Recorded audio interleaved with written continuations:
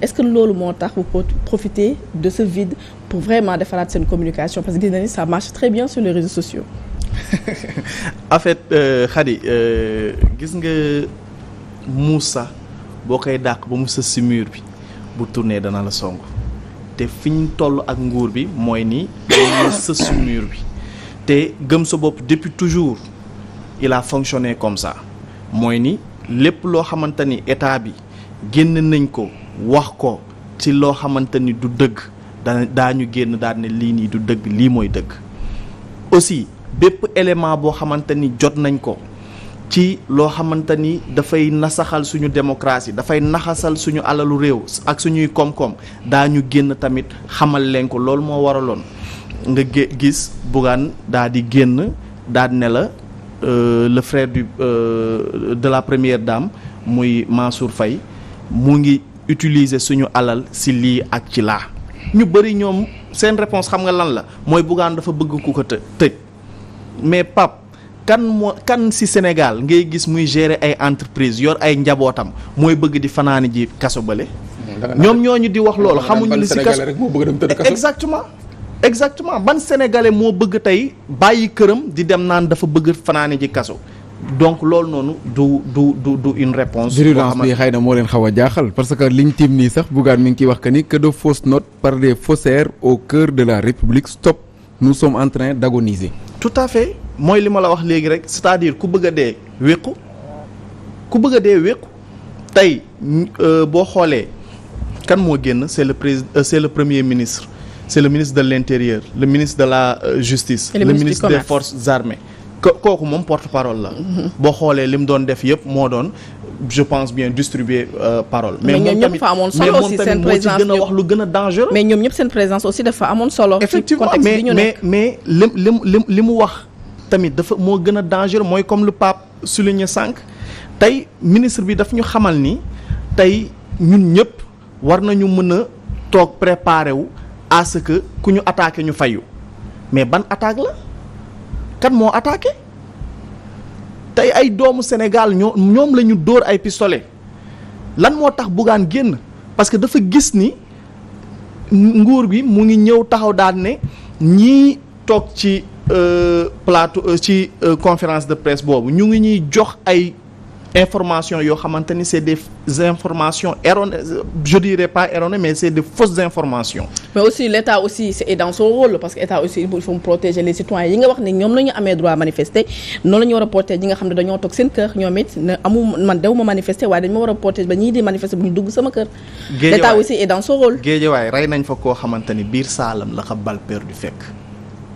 nit génn na ci bërëbu liggéeykaayam jóge studio génn di dox ñu dóor ko bal mu dee. kan moo ko dóor bal ñooñu noonu tey vidéo yi mais c'est une occasion tey pour wax waa police nationale ne leen tey yéen vidéo yi ngeen doon génne image yi ngeen doon génne di ko véhiculer mais du presse bi moo leen ko jox. c'est des vidéos amateurs. exactement vidéo amateurs yooyu tey moo toogaat génn ni kii nga gis mu nekk tey ci rond-point Scat Urbam Bay di tirer sur la population moom moo yéegaat ci piga-bu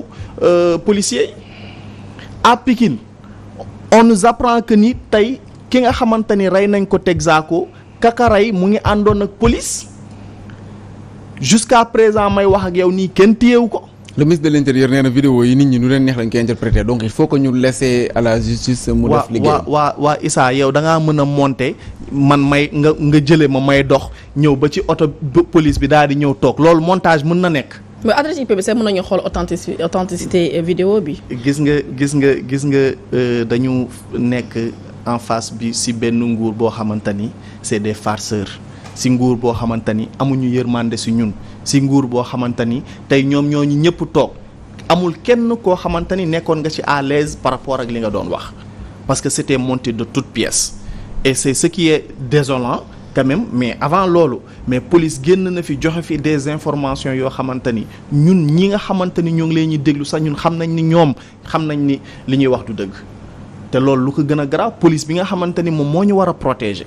donc tey bu gëm sa bopp ak le président Bougane génnee daa di taxaw daa di lañu xamal ni yéen li ngeen ñu wax du dëgg c'est parce que ñun ña ñu waroon protéger ñoom ñoo taxaw tey jii nii këppaat responsabilité bi yépp ci suñu kaw. alors dañoo gis ne ñu bari ci yéen aussi da ngeen bokkoon ci les membres fondateurs de Yewwi mais da ngeen doxalin bi wala fondamentaux yi nga xam ne mooy nekk sax les fonds baptismaux de cette coalition waaye gëm sa bopp d'accord ñu ci woon loolu taxoon sax ngeen génn mais dañoo gis ne jamono yi yéen a ngi adopté même stratégie wala même démarche yi nga xamante ne mooy Pastef. similitude boobu lan moo ko waral. pas du tout peut-être que nit ñi mën nañu gis ni ci combat bi dafa am ressemblance mais damay gëm sa bopp dafa am nu ñu débuté mooy ni nañu nekk position d'alerte ba ñu rombee position d'alerte au passage sànq Bougane wax na ko ci dialogue politique bi nee na leen conférence de presse baax na mais foog ñu génn jug dem jàmmaarloo ak ñii dem seeti ji population bi waxtaan ak ñoom xamal leen ni tey jii nii forme de lutte bi dafa war a changer parce que tey bu fekkante ni Boubacar tous les jours day toog ci plateau télé di wax mais combat boobu dafay yomb xëy na combat boobu am na fu muy yem mais am na combat boo xamante ni tamit feneen lañ ko war a mënee donc loolu moo tax Bougane sànq mu wax loolu mais tey bu fekkante ni dañu jàpp ni gëm sa bopp dafa changer stratégie gëm sa bopp mu ngi ci démarche am gëm sa bopp dafa toogoon ci benn position boo xamante ni position d'alerte la toog di lañ xamal li xew ci dëkk bi di lañ artu mais ba ñu boo xoolee semaine passée le président Bougane jug na dox tànku jàmm dem seeti kilifa diine yëpp dem na Touba Tivaouane Kaolack Thiénaba kër kilifa diine yëpp dem na fa mais ba mu demee benn discours la tenir ci kër yëpp mooy ni tey jàmm lañ soxla ci réew mi dama bëgg tey bu Boubacar mii waree xëy dem liggéey mu xëy dem liggéey keneen ku war a dem doxi soxlaam mu jug dem doxi ji soxlaam mais bëgguñu réew moo xamante ni tey bu Boubacar génnee dafa am fitna boo xamante ni dañ ko koy teg ba du mën a dem doxi ji li mu war a dox te effectivement ñun ñëpp jàmm boobu lañ soxla xade yow bëgg nga tey jii nii booy liggéey ci fii nekk en sécurité ba ni ngay liggéeyee ba sa bërëbu liggéeyukaay tey état mu ngi la ciy won doole boo xamante ni lu waroon mën a ñàkk la te loo xamante ni teguñu ko fenn. mais radicalité bi la Khady Sylla di waxee bu fekkente ne tey gis nañ que ni yaa ngi koy wax ne dafa am benn démarche bu ngeen jëloon mais démarche bi fi mu nekk nii mooy d'attaque le gouvernement sort quelques minutes après Bougane ngay génn fi mu nekk nii sax bon c'est comme si daanaka. xëy na voilà opération tibb tànk ci ngeen nekk bu gouvernement bi génnee après opposant bi ñuy gis mu génnaat mooy Bougane ngay ñu gis sax xëy na dialogue bi nañ ci ñëw mais seen siège ngeen leen di ubbil ñu koy def est-ce que dañ leen a poussé ba ngeen agsi fii wala da ngeen a jàpp que ni quand même c'est une meilleure des méthodes pour contrer le gouvernement de Macky Sall bien sûr. waaw xam nga tey gouvernement bi ñu jàkkaar lool ñoom war nañ ñu nawloo ñu war nañ ñu respecté wu ñu leen war nañ ñu tamit dañ leen di jaay doole léegi nag jaay doole boobu noonu ñu ñuy def mais ñun lenn rek lañ mën xanaa sax tey nit boo ko takkoon di ko rendi di nga gis loxo yi daal di yëngatu foofu nag lañ toll. mooy ni tey dañu toll foo xamante ni foog ñun ñu daal di génn jàmmaarloo ak ñi fi ne Issa dama lay fàttali 2011 2012 23 juin 2011 lu ko indi woon lu mel nii moo taxoon. nit ñi di xeex ba ay nit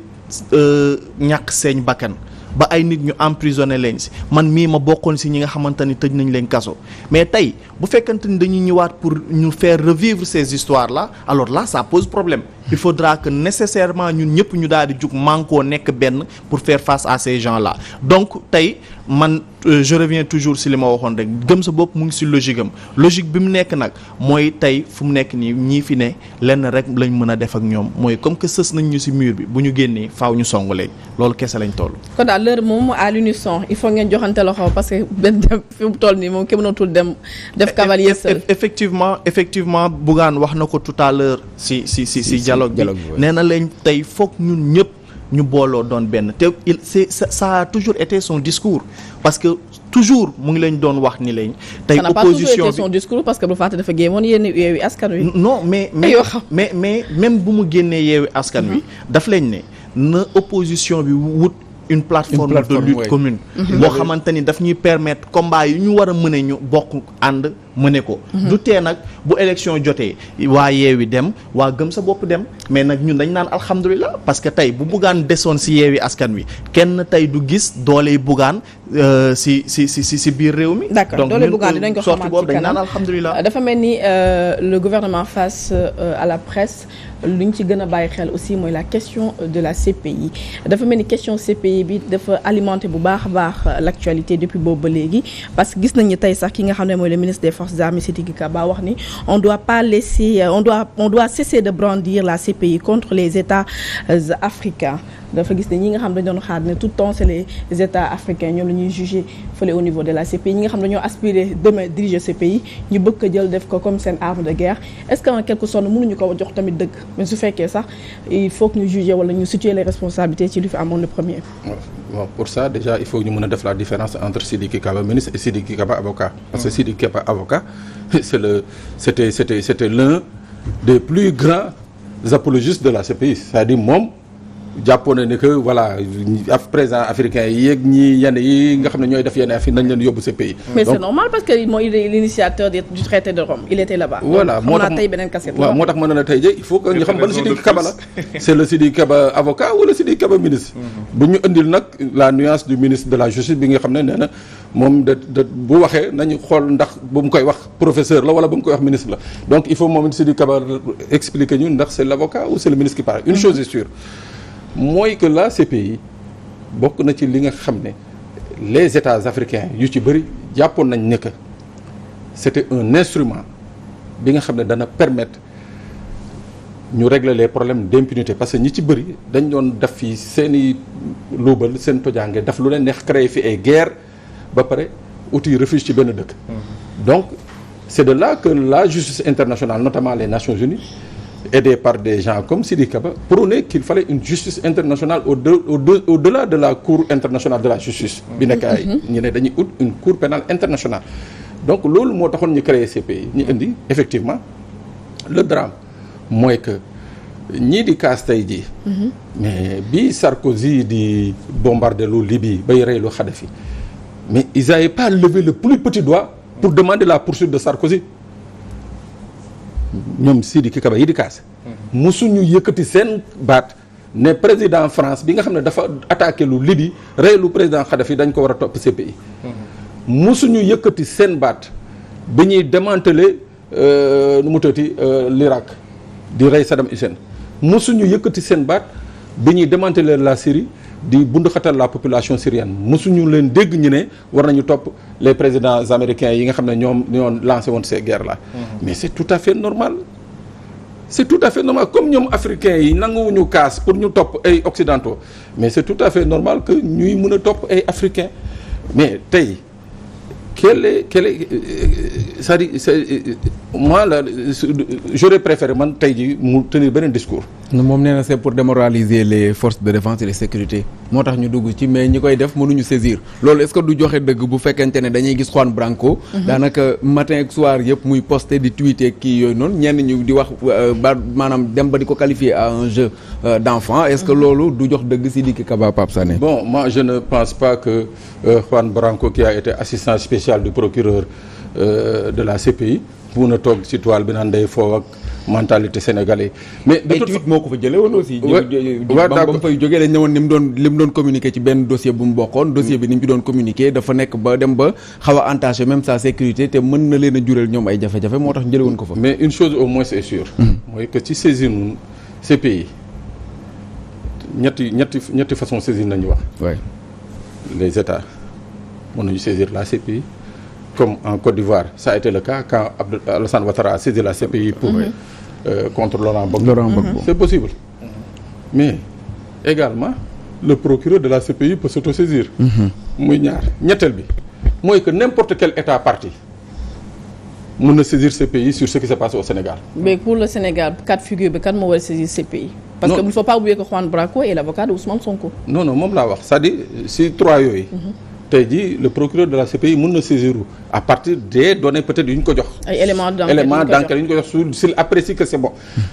beneen affaire benn dëkk fii nekk état partie mën na am problème ak Sénégal. mën na am problème ak Sénégal daal di dem saisir CPI pour ce qui s'est passé au Sénégal, parce que c'est possible. La Chine, Taïwan, qui n'est pas membre de l'Assemblée générale des Nations Unies, bi mu bëggee wax, mais c'est un pays d'Amérique du Sud moo ko jaay baatam mu ñëw wax. Donc c'est pour dire que ce que le ministre dit, ok, on peut le lui tolérer, que c'est pour nu mu tëti démoraliser les troupes. Mais moi je dis encore une fois, c'est peut-être même manque de respect à nos troupes, à ces policiers et gendarmes. Je ne crois pas que ñu brandir leen ces pays moo leen di démoraliser. Non. Je ne crois pas, je ne gëwuma loolu daal.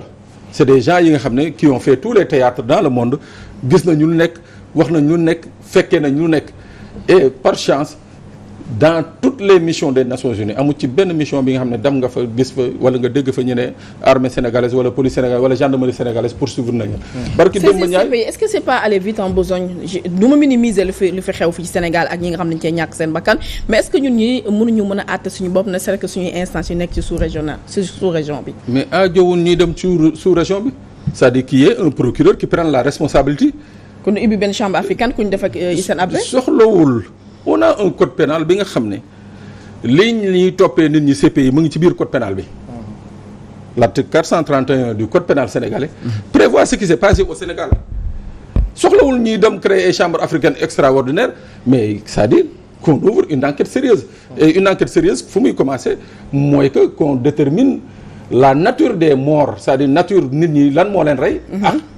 Type de balle yi leen rey bu dee bal moo leen rey c'est-à-dire à partir de cet instant les gens peuvent aller vers des procès mais mënuñu rek ne nañu ubbi fii des enquêtes gis nañ ko fii 2021 gis nañ ko fii comment dirais-je 2011 2012 ah à part les jeunes de Colobane qui a été poursuivi. alors monsieur Samba est-ce que gis nañu saisine bi ñu bëgg a def CPI dafa nekk stratégie de com boo xamante ne les gens de Pastef wala les militants de Pastef dañ ko bëgg a adopter pour internationaliser li nga xam ne mooy dossier Ousmane Sonko. mais Khady c'est pas les gens de Pastef ou bien ñuy politique kese ñoo nekk sur ce dossier là. bërki démb rek am na ku ma koy wax ma ne ko il faut faire très attention par rapport ak dossier boobu il y a des avocats sénégalais qui sont en train de s'activer sur ce dossier là gis nga Macky Sall quel que soit alpha nous allons ak moom vers la CPI loolu moom lu mënta ñàkk la parce que tey bu ñu àttewul dossier yi fii non dossier yi daañu ko àtte fii daañu ko àtte foofu loolu moom que ça soit très clair parce que mais Issa dafa toll foo xamante Sénégal dafa toll foo xamante ni dañu war a mën a manifester sans pour autant que benn bakken di ci rot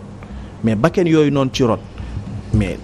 dernièrement boo xoolee ñoom ñi nekk ci pouvoir bi dañ koy banaliser lan la ñuy ñëw di ñu brandir mooy dégâts matériels yi mais lan moo gën a fort bakken dara lan moo gën a fort bakkan moo gën a fort dëgg la tey ñu ñëw yàq sa alal loolu metti na trop ci xol te loolu kenn du ko cautionner mais nag li nga xamante ni tey jii nii moom mooy bakken yu rot mais loolu il faudra que ñu bañ a mel ni lu xewoon 2011 2012 ñu daal di koy ñëw daal di koy fàtte sànq rek président Bougane mu ngi koy fàttali mu ne li ko gën a metti mooy dañu nar a toog di xoole ba mbirum bakkan yooyu noonu rot fi ñun ñëpp ñu fàtte ko te ñoom si débat boobu noonu lañu bëgg a ñëw ak ñun moo tax ñuy banaliser naan Juan Branco yëfu xale lay def di tweeter waaw yëfu xale lay def nañ leen toog ñu xool ndax. ku nekkoon avocat Julian Assange vraiment kooku moom du ko ndaw. non ñoom nee nañ musta gagné procès wu. 1000 euros yooyu du Cheikh Yérim loolu la wax waaw nañ toog rek ñu xool. ndax Juan Branco wala avocat sénégalais yi nga xamante ñooñu moom bés bu jotee ñoom daañu génn ñu wax si. mais dafa am ay chef d'état yoo xam ne def nañ fi ay ñaawteef ci seeni réew ñu condamné leen fa après li ñu doon faral di dégg souvent bu ma gisaa CPI ñu wax fa dara li ñuy njëkk a wax mooy CPI xanaa c'est pour les Africains nit ñi sax dañ doon dem ba di leen di dal ci seen kaw ak yooyu. tey après ñu jël ko def ko arme de guerre qu'est-ce qui s'est passé réellement ba changement bi am entre temps Boubacar Samb. waaw xam nga tey ñoom ñi nga xamante ni ñoom ñoo yor nguur gi ñoom ñoo ñu jaay tubaab yi ñoom ñoo ñu jaay tubaab yi jamono jii nii ñuy wax ak yow kenn su ñun ñii amul indépendance tubaab yi ba tey ñooy contrôler tey suñu réew mi nga xamante ni fa nga juddoo man fa laa juddoo réew mi nga xamante ni ñun tous les jours ñu ngi reyante pour lu ko jëmale kanam tey boo xoolee magasin wu tubaab yooyu boo ci tojee benn tey tamu du la ëppi bu mais est-ce que ñun suñu économie tey protéger nañ ko fii nii ñu toog nii di wax ak yow sénégalais moo ko tabax sénégalais ba mu koy tabax di man ki ma njëkk a fay salaire au passage ma koy nuyu muy Aliou Ndiaye mais groupe Walfadjri la jóge Aliou Ndiaye ba am li mu am yàlla wërsëgal ko muy daan doole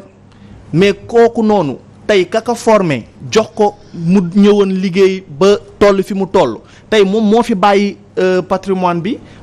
bi lu ñu war a sàmm la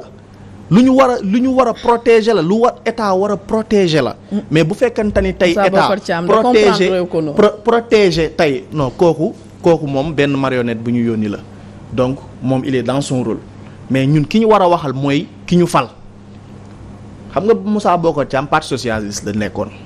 ba nguur gi nii di toog si nguur gi ñoom ñu ngi moom mu ngi parti socialiste mu baleñ fa pour des privilèges mu ñëw toog dugg biir APR kon kooku ñun taxul ñuy wax mais ki nga xamante ni moom la ñu fal